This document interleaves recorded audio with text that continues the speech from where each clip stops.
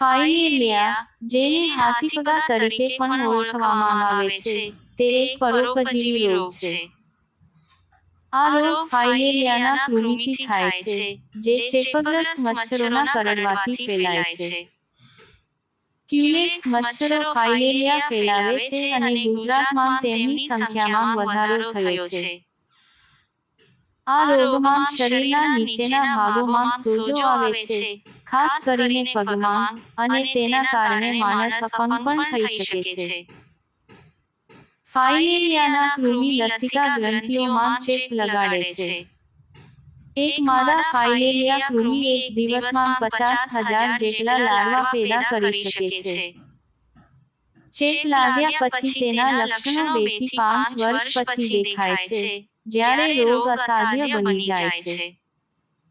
Filaria, જેને lymphatic ફાઇલેરિયાસિસ અથવા હાથીપગા તરીકે ઓળખવામાં આવે છે, ના કેટલીક મુખ્ય લક્ષણો આ પ્રમાણે છે. સોજો, લસિકા ગ્રંથિઓમાં સોજો આવે છે, જેનાથી શરીરના ભાગોમાં વિશેષ કરીને પગમાં મોટાપણું અને અસામાન્ય આકાર આવે છે. તાવ, આ રોગના દર્દીઓને અવારનવાર તાવ આવે છે. હાઇડ્રોસેલ, પુરુષોમાં શિશ્નના આસપાસ પ્રવાહી એકઠા થવાથી હાઇડ્રોસેલની સમસ્યા થઈ શકે છે. દર્દ, અફેક્ટેડ એરિયાઝમાં દુખાવો અને અસુવિધા અનુભવાય છે. અન્ય લક્ષણો: થાક, ખંજવાળ, માથાનો દુખાવો, અને શરીરમાં દુખાવો પણ અનુભવાઈ શકે છે. આ લક્ષણો રોગની ગંભીરતા મુજબ બદલાઈ શકે છે, અને સમય જતાં વધુ વિકૃતતા આવી શકે છે. જો કોઈ વ્યક્તિને આ લક્ષણો અનુભવાય તો તાત્કાલિક આરોગ્ય સેવાઓનો સંપર્ક કરવો જોઈએ.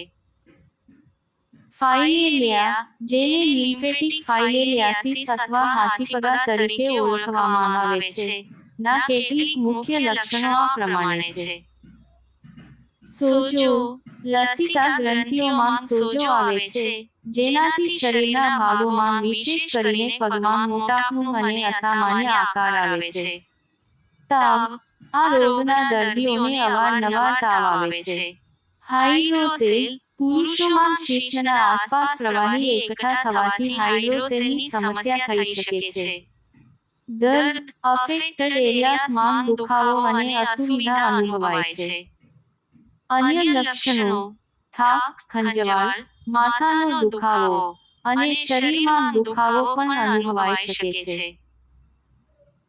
આ લક્ષણો રોગની ગંભીરતા મુજબ બદલાઈ શકે છે, અને સમય જતાં વધુ વિકૃતતા આવી શકે છે.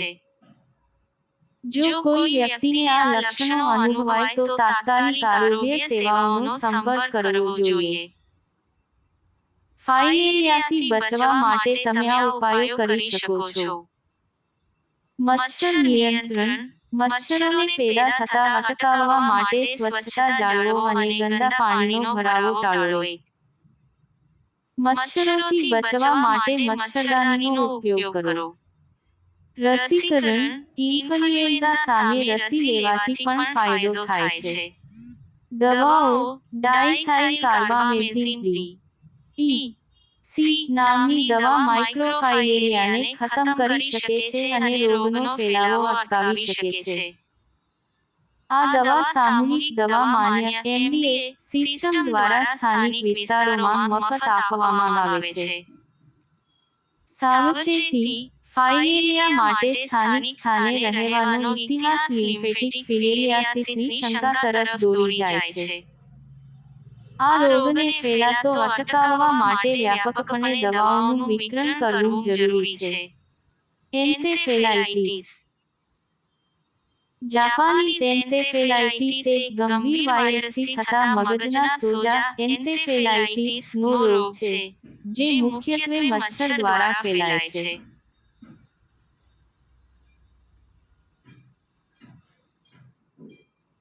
આ રોગનો મુખ્ય વાયરસ જાપાનીઝ એન્સેફેલાઇટિસ વાયરસ છે, જે મચ્છરોના માધ્યમથી માનવ શરીરમાં પ્રવેશ કરે છે. લક્ષણો: આ રોગના પ્રારંભિક લક્ષણોમાં તાવ, માથાનો દુખાવો, અને થાકનો અનુભવ થાય છે. ગંભીર કેસોમાં દર્દીને ઉલટી, જાગૃતતા ગુમાવવી અને મગજના સોજાના લક્ષણો જોવા મળી શકે છે. વહન ચક્ર. જાપાનીઝ એન્સેફેલાઇટિસનો વાયરસ મુખ્યત્વે મચ્છરોમાં રહે છે, ખાસ કરીને ક્યુલેક્સ જાતના મચ્છરોમાં. માનવ શરીરમાં પ્રવેશ કર્યા પછી વાયરસ મગજમાં પેદા થાય છે, જ્યાં તે સોજો અને અન્ય ગંભીર સમસ્યાઓ સર્જે છે. રોકથામ. રોગની રોકથામ માટે રસીકરણ ઉપલબ્ધ છે, જે ખાસ કરીને તે વિસ્તારોમાં મહત્વપૂર્ણ છે જ્યાં આ રોગ ફેલાય છે. મચ્છરોને અટકાવવા માટેની પગલાં પણ મહત્વપૂર્ણ છે, જેમ કે મચ્છરદાનીઓનો ઉપયોગ અને પાણી ભરેલા સ્થાનોને સાફ રાખવું. આ રીતે, જાપાનીઝ એન્સેફેલાઇટિસ એક ગંભીર સ્વાસ્થ્ય સમસ્યા છે જે યોગ્ય ચેતવણી અને સારવારની જરૂરિયાત ધરાવે છે. જાપાનીઝ એન્સેફેલાઇટિસ શ માટે કોઈ વિશિષ્ટ એન્ટીવાયરલ સારવાર નથી, તેથી સંચાલન સહાયક છે અને તેમાં તાવ અને આંચકીને નિયંત્રિત કરવા અને યોગ્ય પ્રવાહી અને પોષણ જાળવવા પર ધ્યાન કેન્દ્રિત કરવામાં આવે છે. વ્યક્તિને હોસ્પિટલમાં દાખલ થવાની જરૂર પડી શકે છે જેથી શ્વસન સહાય, ઇન્ટ્રાવેનસ પ્રવાહી અથવા પોષણ પ્રદાન કરી શકાય. અન્ય ગૂંચવણોને તેમની સારવાર કરવાની જરૂર પડી શકે છે. સહાયક સંભાળમાં નીચેનાનો સમાવેશ થઈ શકે છે: શ્વસન સહાય, નસમાં પ્રવાહી, પોષણ સહાય, તાવ નિયંત્રણ, આંચકી વ્યવસ્થાપન. નિવારણ એ શ્રેષ્ઠ અભિગમ છે, અને રસીકરણ અસરકારક નિવારક માપદંડ છે. રસી એવા લોકો માટે આગ્રહણીય છે કે જેઓ સામાન્ય હોય તેવા વિસ્તારોમાં રહે છે અથવા મુસાફરી કરે છે. મચ્છર કરડવાથી બચાવવાના પગલાં લેવાનું પણ મહત્વપૂર્ણ છે, જેમ કે મચ્છર ભગાડનારનો ઉપયોગ કરવો અને લાંબી બાંયના કપડાં પહેરવા. સંપૂર્ણ અભ્યાસક્રમ માટે ચેનલને લાઇક કરો, શેર કરો અને સબસ્ક્રાઇબ કરો.